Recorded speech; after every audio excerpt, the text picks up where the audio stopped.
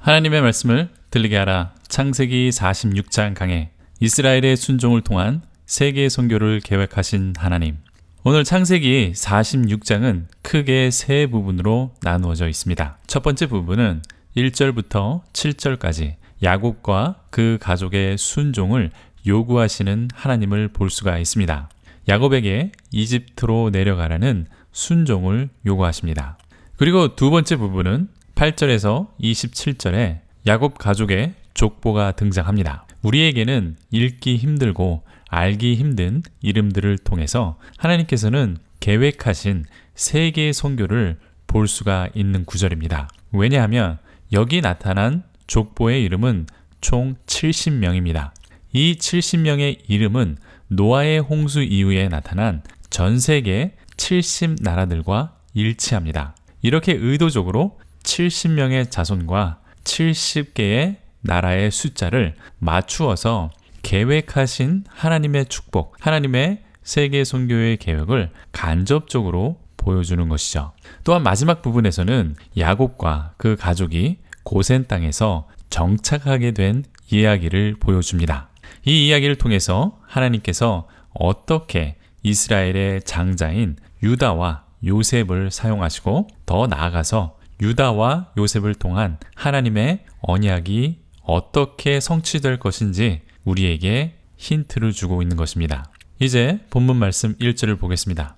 이스라엘이 모든 소유를 이끌고 떠나 부엘세바에 이르러 그의 아버지 이삭의 하나님께 희생 제사를 드리니 야곱은 아들 요셉이 살아 이집트의 총리가 되었다라는 소식을 듣고 이집트로 갑니다. 그 가는 여정에 야곱의 아버지 이삭이 살았었고 아브라함이 살았던 부알세바에 이릅니다. 그리고 그곳에서 아버지 이삭과 할아버지 아브라함이 하나님께 제사를 드렸듯이 야곱도 하나님께 희생의 제사를 지냅니다. 야곱이 제사를 처음 지내는 것도 아니고 부엘세바에 처음 오는 것도 아닙니다. 그런데 성경은 부엘세바에서 희생 제사를 지내는 이야기를 함으로써 지난 이야기를 우리들에게 생각해 보라 이렇게 말해주는 것이죠. 창세기 26장에서 이삭은 팔레스타인 지역에서 거하다가 지역 사람들과 마찰로 인하여 우물을 3개나 파고 고생 끝에 거주한 곳이 바로 부엘세바였습니다. 이삭이 부엘세바에서 정착하게 된 이유는 아브라함 때에 흉년이 들어서 이집트로 내려가려고 했는데 하나님께서는 이집트로 내려가지 말고 하나님께서 명하시는 땅에 거주하라고 명령하십니다. 그런데 그 지역 주민과 마찰 때문에 벌어진 이야기가 이전에 다루었던 우물을 3개나 파는 그러한 이야기였습니다. 왜 이때 이야기를 우리들에게 상기시켜 주느냐? 창세기 26장 2절에서 하나님께서는 이집트로 내려가지 말라고 하셨습니다. 그런데 창세기 46장 3절에 하나님이 이르시되 나는 하나님이라 내 아버지의 하나님이니 애굽으로 내려가기를 두려워하지 말라. 내가 거기서 너로 큰 민족을 이루게 하리라. 이렇게 말씀하십니다. 그러니까 하나님께서는 이전 이야기에서 이집트로 내려가는 것을 원치 않으셨다. 이런 생각을 할 수 있으니까 우리들에게 다시 한번 이전 시간의 이야기를 생각하라고 힌트를 준 겁니다. 그리고 이집트로 가느냐, 가지 않느냐, 이것이 중요한 것이 아니라 성경은 우리들에게 강조해 주는 것은 하나님의 말씀대로 순종하는 믿음이 바로 우리 조상들의 믿음이었다라는 것을 보여주는 것입니다. 26장에서 하나님의 뜻은 약속의 땅에 정착하는 것이 하나님의 말씀에 순종하는 것이었습니다. 그렇지만 이제 창세기 46장에서는 이집트에 내려가라고 명령하십니다. 이제 이 말씀에 순종할 때가 된 것이죠. 그리고 하나님의 약속을 믿어야 할 때가 왔습니다. 하나님께서는 이집트에서 이스라엘 백성을 큰 민족으로 만드시겠다 이렇게 말씀하십니다. 이집트가 이스라엘 민족이 큰 나라로 성장할 수 있는 그런 장소가 된다 이렇게 말씀해주고 있습니다. 이것은 하나님께서 아브라함의 자손의 미래에 대한 계획을 말씀해 주신 두 번째 사건이 됩니다. 첫 번째 사건은 하나님께서 큰 민족을 이루어 주시겠다, 이렇게 약속하신 것이 아브라함에게 하신 약속이었습니다. 창세기 12장 2절에 나타납니다. 그리고 여기 두 번째 야곱에게 46장 3절에 큰 민족을 이루시겠다, 이렇게 약속을 하는 것이죠. 그런데 하나님의 계획은 이집트에서 큰 민족을 이루어 주실 것이라고 아주 구체적으로 두 번째에는 그 약속이 나타나십니다. 이러한 구체적인 계획도 이미 15장에서 한번 나왔는데, 하나님께서는 아브라함에게 15장 13절에 여호와께서 아브라함에게 이르시되 너는 반드시 알라, 내 자손이 이방에서 객이 되어 그들을 섬기겠고 그들은 400년 동안 내 자손을 괴롭게 하리니, 이렇게 미리 말씀해 주셨던 것입니다. 이렇게 하나님의 계획대로 결국 모든 일은 이루어지는 것을 우리는 볼 수가 있는 것이죠. 그러면 하나님께서 어떤 분이신지 우리는 알게 될 것입니다. 요셉의 형들은 악을 행하였고 동생을 죽이려 했습니다. 이렇게 되면 하나님의 모든 계획이 망가지는 그런 위기에 처하는 것입니다. 하나님의 언약이 이루어질 수 없고 하나님의 예언이 이루어질 수 없는 그런 위기에 처한 것이죠. 그렇지만 하나님께서는 이 악을 선으로 바꾸시고 죽음을 생명으로 바꾸셨습니다. 거기에 더 나가서 아브라함에게 약속하셨던 일까지 이루십니다. 이분이 바로 우리가 믿는 하나님이십니다. 다시 본문 창세기 46장으로 돌아와서 5절 이후를 한번 읽어보겠습니다. 야곱은 브엘세바를 떠나 이집트로 내려가는 장면이 나타납니다. 이 장면은 아브라함과 또 연결이 됩니다. 아브라함이 본토 친척 아비의 집을 떠나 가나안 땅으로 가는 장면과 여기 야곱이 이집트로 가는 장면이 겹쳐집니다. 이렇게 아브라함과 야곱은 하나님의 명령에 따라 살고 있던 땅에서 떠나서 하나님께서 인도하시는 미지의 땅으로 가게 됩니다.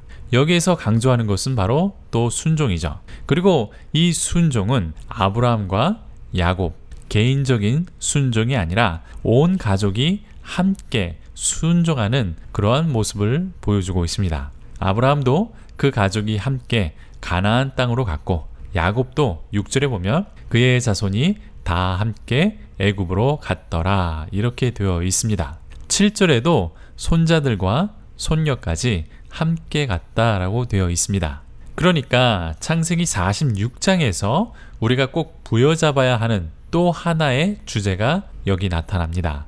바로 순종이죠. 이 순종을 통해서 하나님께서는 계획하신 일이 있습니다. 1절에 야곱이 브엘세바에서 제사를 드렸다라고 되어 있습니다. 이 장소의 배경은 바로 순종이었습니다. 하나님의 말씀에 따라 이집트로 가지 않았던 장소였습니다. 그리고 여기 야곱의 온 가족이 이집트로 내려가는 그러한 순종의 장소입니다. 이 순종을 통해서 하나님께서는 이스라엘 백성을 큰 민족으로 이루실 것이다, 이렇게 계획을 합니다. 그리고 하나님께서는 또 다른 계획이 있다는 것을 보여주시는데, 이 또 다른 하나님의 계획 때문에 8절 이후에 족보가 나타나는 것입니다. 이 족보가 나오면 우리는 잘 읽지 않죠. 그래서 창세기 46장도 잘 읽혀지지 않습니다. 아마 이 영상도 창세기 46장이기 때문에 많은 분들이 별로 보려 하지는 않을 것입니다. 왜냐하면 우리들이 싫어하는 지루한 족보가 나오기 때문입니다. 알 수 없는 이름들이 계속됩니다. 그래서 이 부분을 쉽게 요점만 설명드리겠습니다. 성경은 왜 우리들에게 별로 상관없는 이 이름들을 이렇게 나열해서 성경을 읽으려는 우리들의 의지를 꺾는 것일까요? 창세기 46장 8절부터 야곱의 맏아들 르우벤부터 족보가 시작이 됩니다. 그리고 15절까지 이어지고 15절 후반에는 야곱의 자손이 33명이다, 이렇게 말합니다. 그리고 계속해서 16명, 14명 이렇게 중간중간에 계속해서 그 숫자가 나타납니다.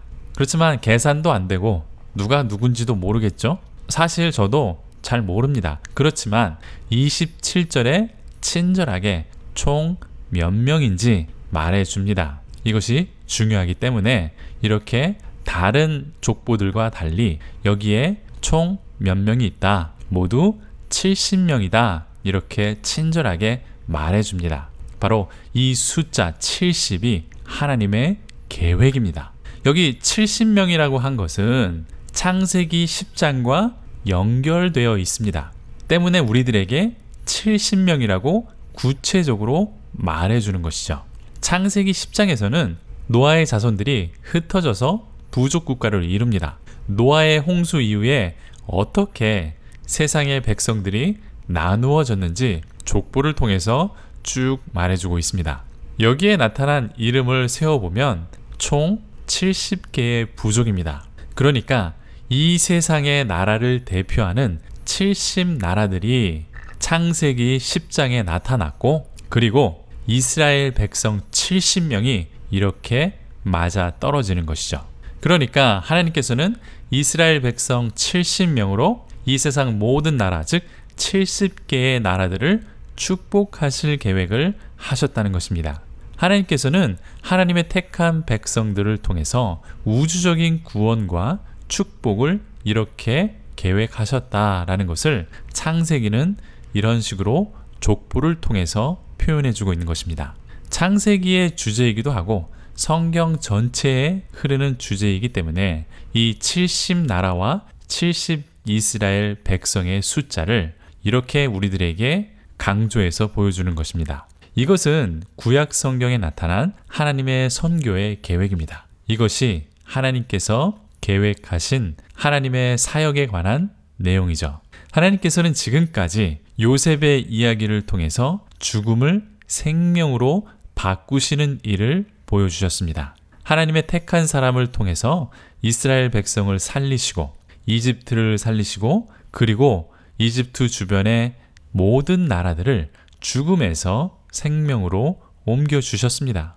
그리고 이스라엘의 70명을 통해서 당시 그들이 알고 있던 70나라로 대표되는 전 세계를 구원하시려는 이 비전을 우리들에게 보여주는 것입니다. 이 하나님의 비전, 하나님의 사역은 예수 그리스도를 통해서 우주적인 구원의 사역으로 구체적으로 또 나타나게 되는 것입니다. 때문에 이스라엘 자손 70명의 이름이 창세기 46장에서 이렇게 족보로 나타나는 것입니다. 예수님께서는 이스라엘의 12지파를 상징하는 12제자들을 선택하셔서 이 세상을 선교할 계획을 세우셨습니다. 마찬가지로 구약에서는 70명으로 전 세계 70나라들을 선교할 계획을 하나님께서 세우셨다라는 것을 우리들에게 보여주는 것입니다. 또한 70명의 또 다른 의미는 70명의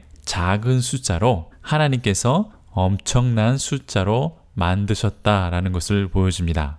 아브라함에게 약속하셨던 별보다 많은 자손의 축복을 이렇게 구체적으로 이루어 주신다는 것을 또 우리들에게 보여주는 것이죠. 그러니까 하나님은 신실하게 언제나 그 말씀과 언약을 지켜주시는 분이다라는 것을 우리들에게 보여줍니다. 하나님의 존재론, 즉 하나님은 어떤 분이십니까? 70이라는 숫자를 통해서 하나님은 그 언약을 신실하게 지키는 분이다라고 계시해 주는 것이죠. 그리고 또 우리가 놓치지 말아야 하는 창세기 46장의 내용 중에서 유다의 역할도 있습니다.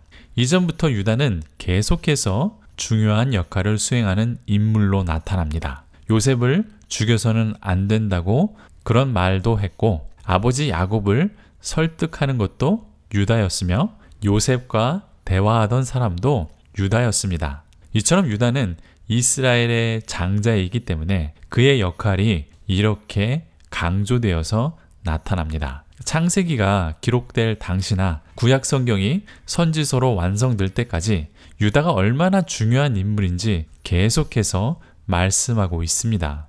이것이 성경에 흐르는 맥이죠. 유다의 자손에서 이스라엘의 왕이 나타나고 또 이 세상의 왕 예수 그리스도가 나타나게 될 것입니다. 살아계신 하나님께서 이렇게 역사하시고 이끌어 주신 것입니다. 하나님께서 창세기에서 약속하시고 예언된 말씀이 유다의 자손 다윗과 예수님을 통해서 이렇게 이루어졌다라는 전체적인 이러한 성경의 맥을 우리는 부여잡아야 하는 것이죠. 여기 창세기 46장 28절을 보겠습니다. 야곱이 유다를 요셉에게 미리 보내어 자기를 고센으로 인도하게 하고 다 고센 땅에 이르니, 이스라엘 백성을 고센 땅으로 인도한 사람은 바로 유다가 되는 것이죠. 물론 요셉이 없으면 이 일은 불가능하고 이루어질 수 없습니다. 그렇지만 유다의 역할이 이렇게 중요한 인물이라고 강조되고 있습니다.